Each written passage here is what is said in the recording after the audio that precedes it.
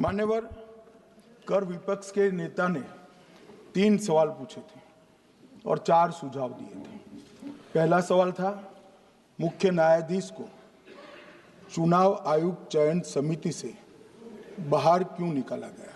पहला सवाल था। दूसरा सवाल था, दिसंबर 2003 में कानून बदलकर चुनाव आयोग को पूर्ण प्रतिरक्षा क्यों दी गई? और तीसरा शार्प क्वेश्चन था, सीसीटीवी फुटेज 45 दिन में नष्ट करने का कानून क्यों लाए?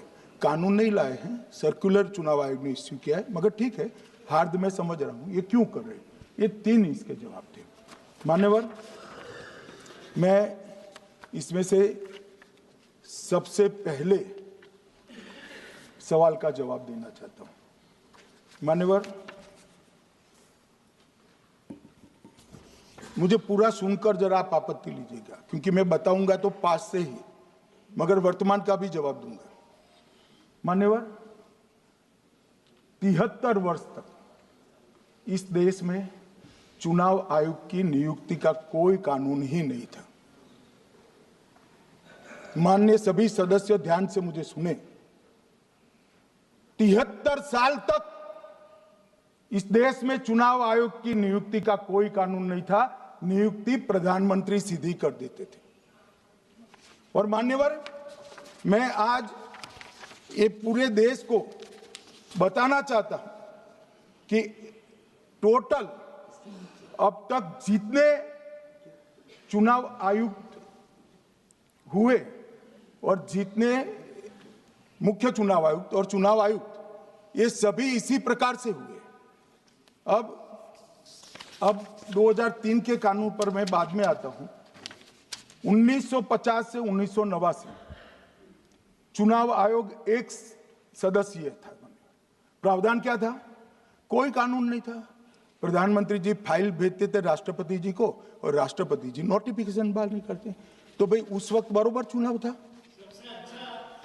सबसे अच्छा था। नहीं, मैं ये नहीं पूछता नियुक्ति की प्रक्रिया। मान्यवर, पूरा उनका 55 साल प्रधानमंत्री जी ने ही चुनाव आयोग को नियुक्त किया, तब तक कोई सवाल नहीं था। और नरेंद्र मोदी करते हैं तो उन पर सवाल उठाते हैं, मगर हमने तो ऐसा भी नहीं किया। मान्यवर, फिर 89 से 91, जब 89 में चुनाव आयुक्त उनकी सुनते नहीं थे, तो पहली बार उस पर ब्रेक लगाने के लिए चुनाव आयोग को बहुसदस्यीय बनाया गया। ये बिहार के चुनाव के कारण ही हुआ, परंतु वो भी प्रधानमंत्री की फाइल से ही अपॉइंट होते हैं। और मान्यवर, 21 चुनाव आयुक्त, कमिश्नर और मुख्य चुनाव आयुक्त, और 8, 21 और 29 इस प्रकार से हुए जिसमें कोई प्रधानमंत्री जी ही रखते थे। कांग्रेस पार्टी ने ही ये परंपरा बनाई थी, कानून भी कांग्रेस पार्टी ने बनाया था। मगर आज आरोप करना है इसलिए आपने चुनाव चोरी कर लिया, चुनाव चोरी कर लिया, चुनाव चोरी के कहने से कुछ नहीं होता। जनता हमको सुनती है भाई, और हम जवाब भी देते हैं। मान्यवर, ये 50 से लेकर 2023 तक कोई कानून नहीं। बाद में 2023 में एक अनूप बरनवाल बनाम भारत सरकार मुकदमा हुआ। उसमें सुप्रीम कोर्ट ने कहा कि भाई चुनाव आयुक्त की नियुक्ति थोड़ी पारदर्शी होनी चाहिए। सुझावी था, ऑर्डर नहीं था। हमारे सॉलिसिटर जनरल ने वहां कंसेंट दी, तो उन्होंने कहा कि भाई हमें कानून बनाने में थोड़ी देर लगेगी और हमें इस पर कंसल्टेशन भी करना पड़ेगा, चुनाव आयोग से भी करना पड़ेगा। तो उन्होंने कहा ठीक है, अगर आप सहमत हैं, मैं जजमेंट और आर्गुमेंट पढ़कर, अगर आप सहमत हैं तो जब तक कानून नहीं बनता, चीफ जस्टिस ऑफ इंडिया की अध्यक्षता में एक कमेटी बने और प्रधानमंत्री और विपक्ष के नेता इसके मेंबर। हमें कोई आपत्ति नहीं थी, हमने हाँ बोला सर। और विपक्ष के नेता भी थे, प्रधानमंत्री थे और सीजे। 2023 में कानून बन गया। कानून क्या बना? विपक्ष के नेता, प्रधानमंत्री तय करेंगे, वो एक मंत्री और स्वयं प्रधानमंत्री, ये 3 लोग बैठकर चर्चा कर मेरिट्स में चुनाव आयुक्त और मुख्य चुनाव आयुक्त की नियुक्ति करेंगे। मान्यवर, हमारे टाइम में तो और पारदर्शी, ये कह रहे हैं हमारा तो 33% ही हिस्सा है। भाई 33% तो है ना, हमारा तो हिस्सा ही नहीं था। और मान्यवर, मैं रिकॉर्ड से बताता हूं, 2012 में सीयूसी की नियुक्ति होनी थी। अडवाणी जी ने सुझाव दिया लिखकर कि एक प्रणाली बना जाए, नहीं बनाया और बीएस संपत जी को सीधा चुनाव आयुक्त बना दिया। उसके बाद में भी एक व्यक्ति कैसे है इसकी चर्चा है। नवीन चावला, जिसको आपातकाल की भूमिका पर शाह आयोग ने कहा था ये निष्पक्ष नहीं है, उनको मुख्य चुनाव आयुक्त बना दिया। जबकि मुख्य चुनाव आयुक्त गोपाल स्वामी ने इनके खिलाफ पक्षपात के सबूत भी भेजे, खारिज कर दिए। मान्यवर, सुने नहीं, हमारे समय में ऐसा कभी नहीं हुआ है। हमारे समय पर विरोध होता है, मगर पक्षपात के सबूत किसने नहीं दिए हैं। और भाई, जहां तक 66% और 33% का सवाल है, आप कह रहे हो कि वहां 2 लोग होते हैं और आप 1 होते हैं, ये तो हम तय नहीं करते हैं। 140 करोड़ की जनता तय करती है कौन 66 होगा और कौन 33।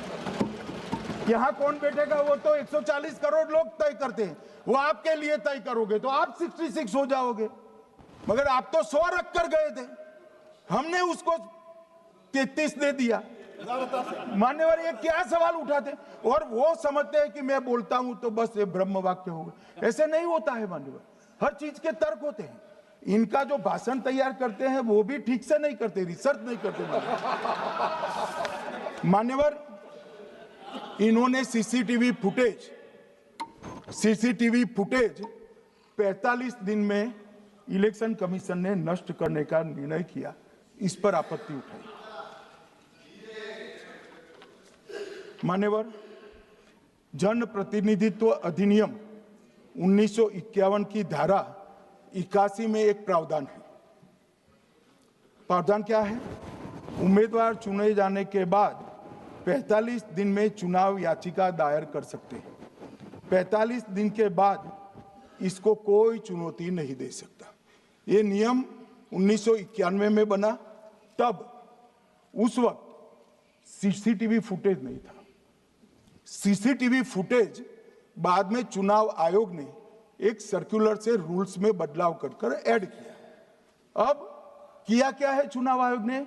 सीसीटीवी फुटेज का जो रिकॉर्ड है उसको जन प्रतिनिधित्व अधिनियम की 1951 की धारा 81 के साथ संरक्षित किया है, मतलब अलाइन किया है कि 45 दिन के बाद कोई डिस्प्यूट की प्रोविजन ही नहीं है एक्ट में, तो 45 दिन के बाद ये सीसीटीवी फुटेज क्यों रखना चाहिए?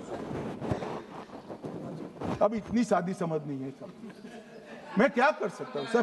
सब समझ के कोई इंजेक्शन नहीं होते जो भड़ाम से दे दिया। मान्यवर, ये धारा 81 1951 से है, मगर पहले पर्चियों से होते थे तो पर्ची के लिए थी। अब सीसीटीवी फुटेज का कैमरा आ गया तो सीसीटीवी फुटेज ऐड कर दिया। मान्यवर, उन्होंने कहा, और इस वक्त जब सीसीटीवी फुटेज जब प्रक्रिया में ऐड किया, तब स्पष्ट चुनाव आयोग ने कहा था कि सीसीटीवी रिकॉर्डिंग संवैधानिक दस्तावेज नहीं है, ये आंतरिक प्रबंधन है। किस चीज का आंतरिक प्रबंधन? कि चुनाव सीज होने के बाद कोई पुनः मतदान की अर्जी करता है कि भाई ये मतदान मथक में चुनाव ठीक नहीं हुआ, तो चुनाव आयोग जो निर्णय करता है वो सीसीटीवी फुटेज के आधार पर करता है। पहले मौखिक करता था, टेक्नोलॉजी आई, सीसीटीवी फुटेज स्वीकार कर लिया। अब ये आंतरिक प्रबंधन के लिए है मान्यवर। फिर भी चुनाव आयोग का जो निर्णय मैं बताता हूं, उन्होंने कहा सामान्य जनता को एक्सेस होना चाहिए। रूल्स बनाया गया है, सामान्य व्यक्ति सीसीटीवी फुटेज उच्च न्यायालय में जाकर 45 दिन के अंदर ऑर्डर करा सकता है। अब ये कहेंगे 45 दिन में जजमेंट नहीं आएगा, मगर उच्च न्यायालय इतना ऑर्डर कर सकता है कि ये सीसीटीवी फुटेज आप डिस्ट्रॉय मत करना। मान्यवर, राजनीतिक दलों को एक्सेस देने का उन्होंने प्रावधान करा है, तो वो चुनाव को चैलेंज करे राजनीतिक दल 45 दिन के अंदर। ऑटोमेटिक जो चुनाव चैलेंज होता है मान्यवर, उसका सीसीटीवी फुटेज नियमों से हम चुनाव आयोग रिजर्व कर देता है। मान्यवर, ये प्रक्रिया कुछ पढ़ते नहीं। इसके बाद पॉलिटिकल एजेंटों को एक्सेस होनी चाहिए। पॉलिटिकल एजेंट भी मान्यवर हाईकोर्ट से इसको प्राप्त कर सकता है। अब करते कुछ नहीं, एक भी ना हाईकोर्ट में अर्जी करी, ना चुनाव आयोग में करी, और सीसीटीवी फुटेज का बहाना लेकर बोलने लगे। अब इतने लाखों बूथों का सीसीटीवी फुटेज हर नागरिक मांगने लगा कोई कारण के बगैर, तो किस प्रकार से चुनाव आयोग दे सकता है? किस प्रकार से दे सकता है? यहां हुआ क्या है, सब प्राप्त करना चाहते हैं वो प्रेस कॉन्फ्रेंस कर। उनको लगता है कि मेरी प्रेस कॉन्फ्रेंस ये संवैधानिक प्रावधान के तहत होती है। ऐसा नहीं होता है। वे प्रेस कॉन्फ्रेंस जो करते हो जिन मुद्दों का, इसकी लीक कर अर्जी दे दो, टपक से मिल जाएगी सारी दिख, मगर अर्जी नहीं करते, कोर्ट में नहीं जाते हैं, चुनाव आयोग में नहीं जाते हैं, और चुनाव चोरी हो गया, चुनाव चोरी हो गया, चुनाव चोरी हो गया करते। मान्यवर, ऐसे नहीं चलेगा। इस देश को, लोकतंत्र को आप धूमिल नहीं कर सकते, और सबने सीखना चाहिए, और भाषण ढंग से तैयार करने का भी सीखना चाहिए। मान्यवर,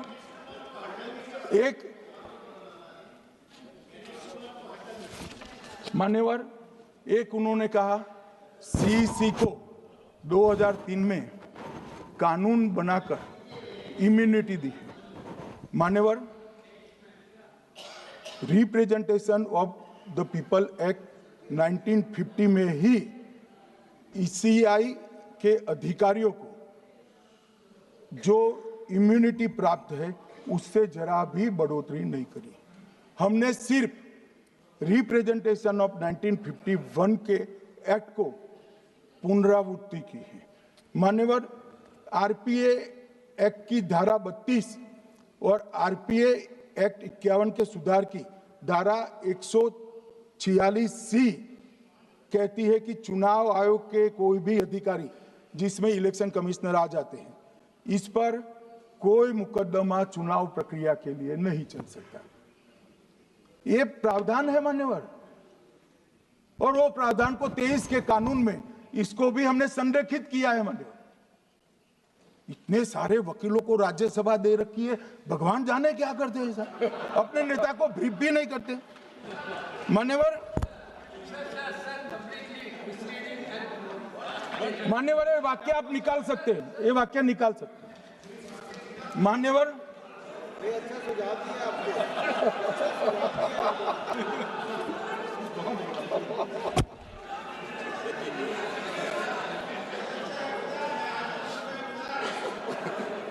मान्यवर, फिर ये सब हो रहा कल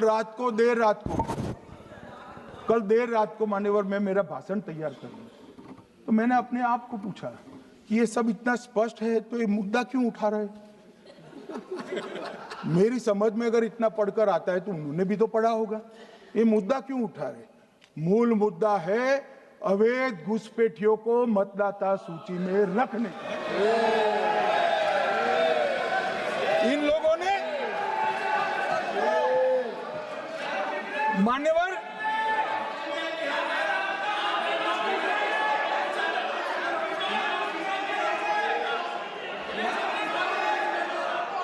माननीय सदस्य, आपका भाषण भी सबने शांति से पूर्ण सुना है। आप भी सुनने की सामर्थ्य रखो। नहीं, आप सुनने की सामर्थ्य रखो। नो, प्लीज बैठिए, सुनो, पूरा भाषण सुनो। आप जब बोलते हैं तो इधर भी सुनते हैं, आप इधर भी बोलते हैं, इधर सुने।